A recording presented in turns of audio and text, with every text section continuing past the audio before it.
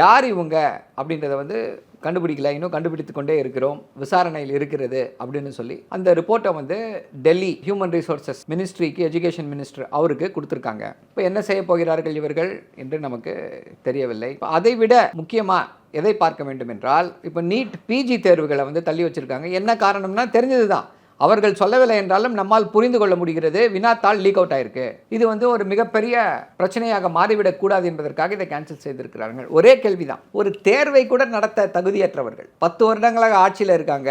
நாங்கள் அதை செய்தோம், இதை செய்தோம், இப்படி செய்து விட்டோம், அப்படி செய்து விட்டோம் என்று வாயாலே வடை சுட்டுக் கொண்டிருப்பவர்கள் தேர்வுகளை நடத்த முடியவில்லையா? இதுக்கு முன்னாடி என்ன சுதந்திர இந்தியாவில் யாருமே வந்து தேர்வுகளை நடத்தவே இல்லையா? இல்லை தேர்வுகள் வந்து நடத்த முடியாமலே போயிடுச்சா?